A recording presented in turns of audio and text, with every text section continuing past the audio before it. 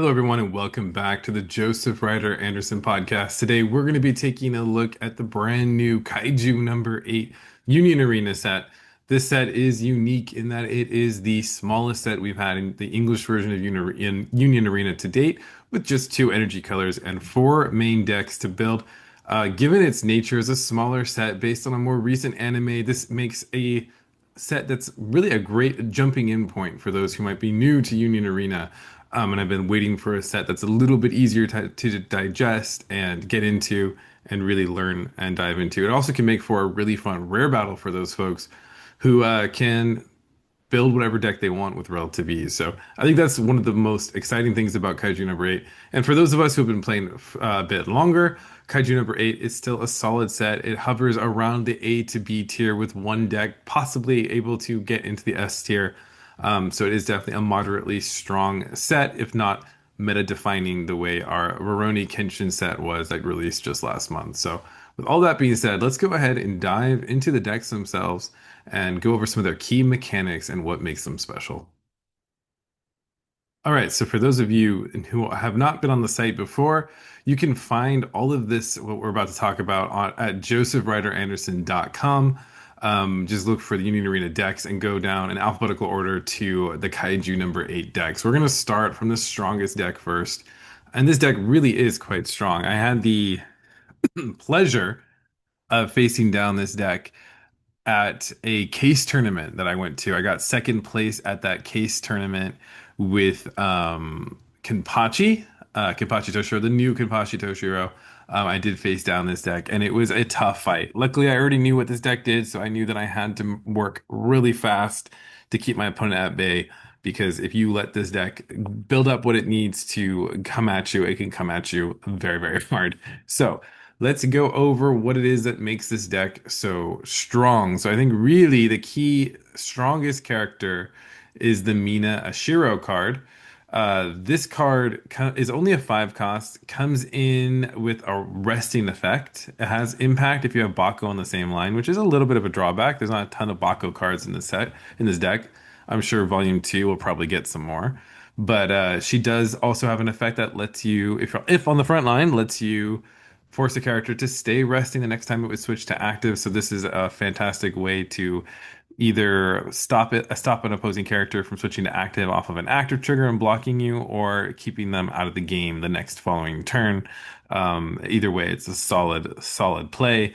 And that's really what this deck excels at. It excels at opening up holes in your opponent's defenses like a lot of yellow decks do, so that you can get aggressive with your cards that you can play with relative ease, largely thanks to 3-cost Reno. So Reno is the guy on the ground getting the work done, and he is going to be a 4,000 BP character if you have another 3-cost character on the field. So again, he's going to be benefiting from having Bako on the same line as you, just like Mina does.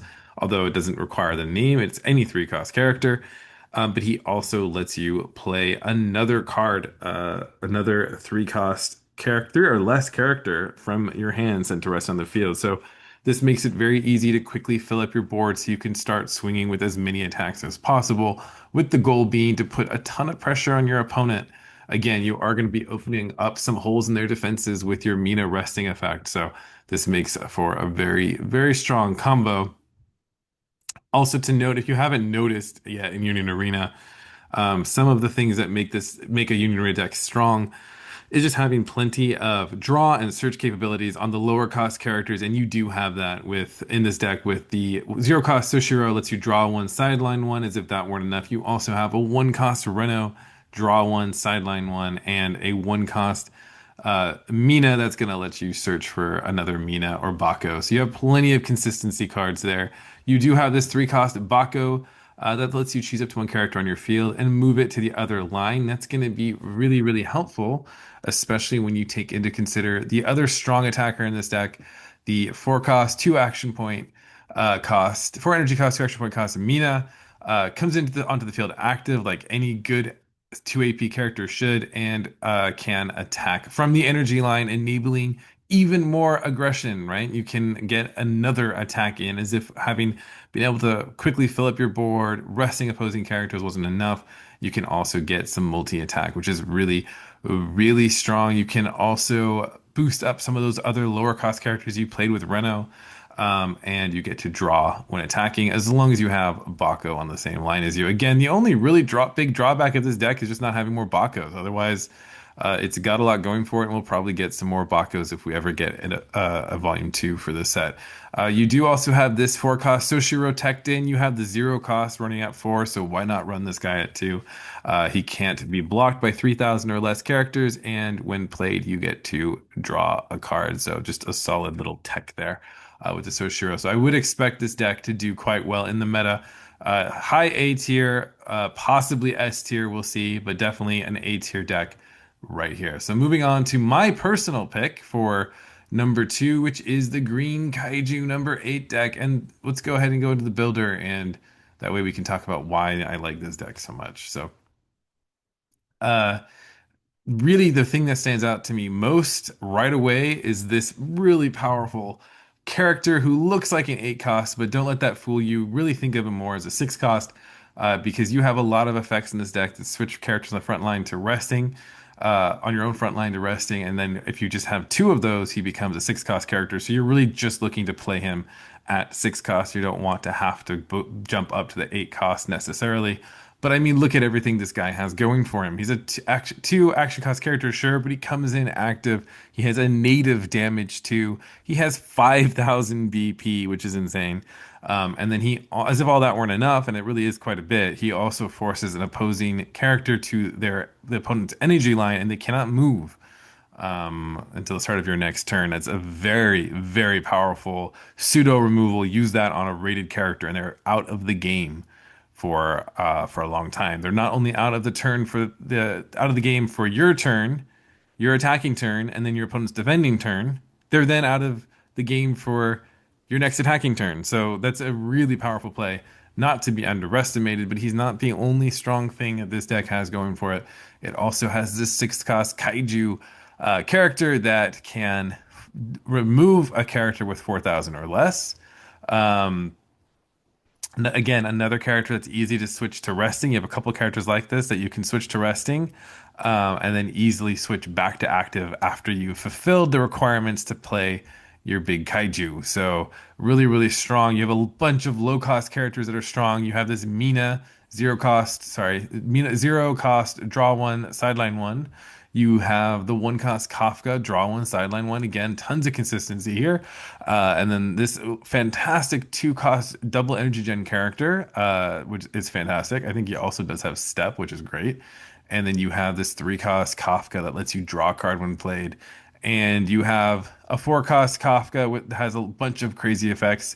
Play up to 1 green character card with 2 or less required energy and 1 AP cost in your hand set to resting onto your field. That's really solid. You can also, again, another character that switches to resting with an effect, but they can also switch back to active, which is really strong. And then another card that I think adds a ton of value to this deck is the Found You card. This is very similar to Unit Maintenance. If you know that card from Green Lancelot, you get to look at the top 6 cards of your deck, reveal up to 1 character card among them, add it to your hand. That's really, really good. And then you can also switch an AP to active if it was a Kaiju 8. So you're using this just like you use Unit Maintenance primarily to find your Lancelot characters. You're using Found You to find your Kaiju and do a lot of damage with it. So this deck, I like this deck. I think this deck is going to be particularly popular in the English meta, right? We love big, powerful decks here. And I think this deck is going to be a very, very popular new pick. And I don't see any reason why it can't fare well, right? Like it's not going to do, especially when maybe into Kenshin, not such a great play, but especially as the meta shifts a bit, especially if we're probably going to be getting some kind of a restriction on Kenshin that should lower its play share a bit, and this deck could definitely contend with the likes of a Lancelot. It has a ton of native power. So let's move on then to the other deck that should be really strong. Again, I would say definite like A, B tier material here, in the form of the Kikuru character deck. This deck is also a very strong deck in the Japanese meta. Not, of course, top tier over there, but it's definitely a solid choice there, so it should fare well here. This deck is all about releasing any sort of like late game plays and just going for the hyper aggro. I think that's the main reason why the Mina yellow pick is a little bit stronger. It's a bit more versatile, more mid range, can deal with a more broader variety of situations. But if you're looking for a deck that just moves fast and hits hard, then the Kikaru deck is the one for you. Your main character attacker here is the Kikaru, who is all about having three cost characters on your field. She gains impact one with one when attacking. Drop to one card. You have three or more, she gains 1,000, and then when attacking, choose up to one character in your field. It gains 500, so you can boost your lesser characters to you can boost your lesser characters up to stronger heights. And being able to be a 5,000 BP attacker means that you can close out the game later on. If your opponent has managed to build up something to stop you, you can get through that 5,000 BP defender and swing for impact. So that's not to be underestimated. That's a very powerful collection of effects. I really like this three cost Kafka. So he comes in as a double energy gen. He's your only one in this deck because you do run less high energy cards. You don't need a ton of double energy cards characters, but this guy lets you essentially draw a card if you pay an AP when he's played, draw a card, and then you get to play another character with your less required energy and one AP cost. That's going to be huge because if you use this into certain characters like the Iharu, if this character is played with one of your character site or event card abilities, switch it to active. So if you play him off of a Kafka, he's going to come in active, easily boost to 4,000 BP, so you get another aggro attacker. And then you do have this really powerful defense force base. If you're familiar with the Heroes Association card, this card works very similarly, letting you play a card with three or less required energy and one AP cost from your hand. Switch it to resting and sideline it, of course, in order to do that. But you also have the benefit of when it's played to look at the top three cards of your deck and choose a three or less required energy card among them and add it to your hand. That's a really powerful collection of effects, letting you filter, search out a card, as well as letting you play a card for free. So I really like this defense force base a card site. Reno, of course, we've already talked about him, but he's going to be really, really effective into this deck. You also have a three cost Reno that lets you. He gains 500, so he's a 4,000 BP attacker, which is effective in this deck. And then you can also boost another attacker on your field by 500. And we should also talk about this Kikaru. This character may be a two cost character, but she counts as a three cost character on the field, which means she fulfills your other requirements that focus on three cost characters. And if another character with three required energies on the same line, this character gains 500, so you can easily boost her to 4,000 BP. So this deck is all about boosting your lower cost characters that you play with ease to stronger characters that you can use to pummel through your opponent. And last but not least is the Kikaru, three cost color trigger card with the strongest color trigger in the game.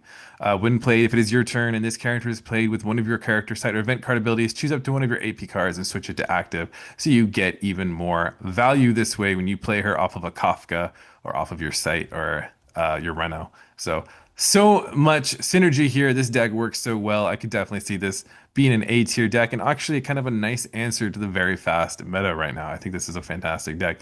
And then the only deck that's really kind of lackluster, I would put this deck in squarely in the B tier, is the Soshiro deck. And the thing I don't like about Soshiro is simply that Soshiro is not your strongest character, right? I guess that kind of ties into the lore a little bit, right? Because Soshiro is a fantastic character in the show, but he doesn't use guns. He's not good at using guns. So he is a prodigy with blades, though, but that does limit some of his efficacy, especially before season two, where he gets a serious buff. So maybe we'll get that in the volume two. But this character does have a natural protection built in, which is very strong. And then he does have some aggro plays, letting you switch resting characters to active and gaining double attack.